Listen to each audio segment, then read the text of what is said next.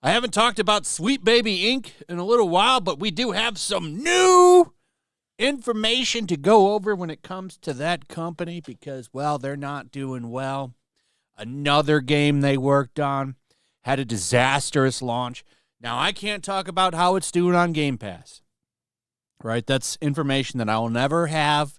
Nobody's ever going to have access to that unless somebody from Xbox leaks it to a content creator or a game journalist. But as far as the game's launch on Steam, the biggest platform there is on PC, it's not doing very well. Now, it launched, apparently, to 1,086 people. Not very good for Sweet Baby. Sweet Baby, of course, very garbage company, inserts a lot of trash into games. Kim Belair, she, her, runs Sweet Baby Inc. And make no mistake, they are still getting work. However, I heard Sony dumped them. Sony's not going to work with them anymore. We'll see. But as of right now, it looks like this game is doing rather poorly. 665 players right now. Keep in mind, this game has been out since really last Thursday because you could have bought the Ultimate Edition and got it early. You could have played it early. So it's actually been out for a little while now.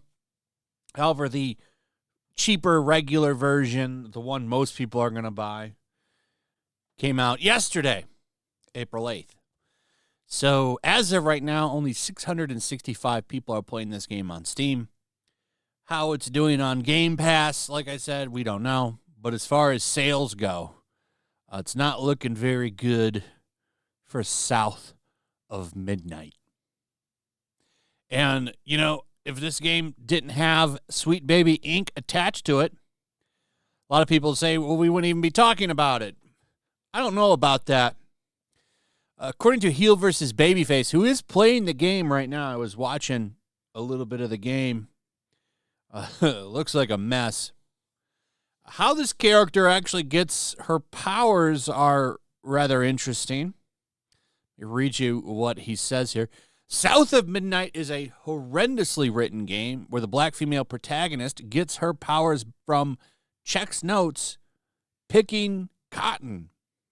But they can't call it that because of optics, so they call it floofy. It also has blight assets from Dragon Age the Veilguard in it, too. Not that BioWare needs them anymore. The main character is an entitled brat that cares only for herself. Sweet Baby Inc. does it again. So, yeah, these people at Sweet Baby are terrible writers. I remember when Spider-Man 2 came out, they were all proud. Oh, look, our work is in this big seller. Well, thanks to that big seller, we all got to see how terrible you guys are at writing.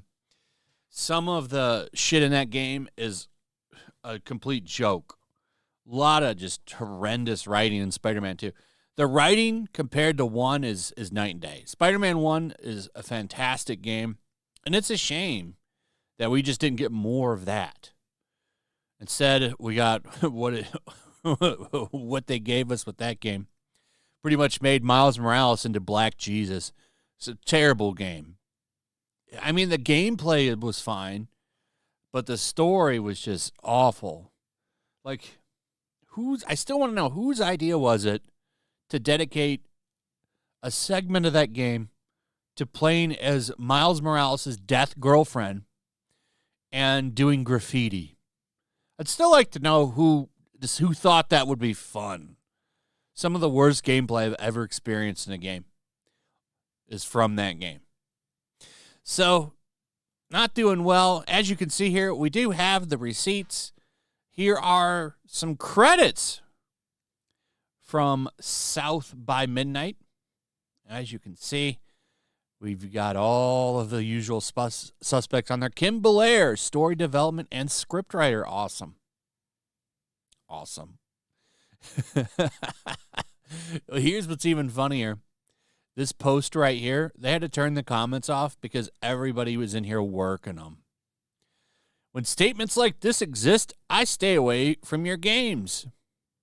Let's take a look at this. To really get a sense of who she is, though, look at her feed. Her tweets and retweets are both blunt and fearless, and they might not be for everyone. Robinson said, okay with that. You're not going to tickle some people's fancy being outspoken or tweeting things like I do when I say white male gamers were a mistake, she says. But her messages on behalf of marginalized communities, whether celebrating Black voices, protesting against ableism, or advocating for women's, queer, and indigenous rights will catch your attention, and for good cause. I believe that's from their community manager. I remember hearing about that. You got somebody that's really racist attached to this game. I don't remember exactly who. Smash JT did a video on it, going over that community manager, whoever it was that's attached to this game. I think it's somebody that works at Compulsion Games. So they had to lock their account, and everybody's dunking on it, making fun of it, pointing out that Sweet Baby worked on it. And, you know, that's going to happen. Sweet Baby Inc. made a name for themselves, and it's not going to go away. They're going to have to change the name of that company because they're not going anywhere. Even though they scrubbed everything from their website, they are still getting phone calls. They are still getting work. That's not going to stop until you speak with your wallets. And I am happy to say people have spoken with their wallets when it comes to South of Midnight. Nobody's picking this game up. And it got pushed hard. Got pushed real hard. 77 from Access Media.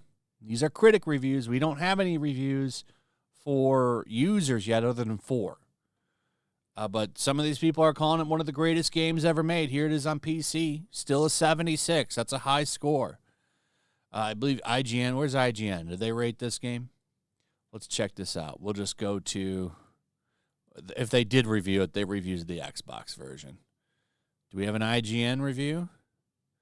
Xbox Era, Game Informer, gave it an 85. PC Mag, IGN, there we go. They loved it. What'd they give it? What'd they give the, what was their actual score? Was it an 8? Yep, it's an 8. Not an 8 point something. It's just an 8. Okay, that's funny. South of Midnight is straightforward but well executed action adventure game elevated by the artistry and heart of the American Southern culture that's wrapped around it. I was watching some of this well executed gameplay on Az's channel, and it did not look very fun. You do the same shit over and over again. So anyway, that's the end of the story with this game. Let's see that player number. Oh, it went up to 696. Yeah! It ain't going to get much higher than this game's DOA. Anyway, that's pretty much it. Let me know what you guys think about all this in the comments. Also, if you would, please like, subscribe, share the video. Make sure you're still subscribed. Hit that notification bell. We'll see you on the next one. Peace.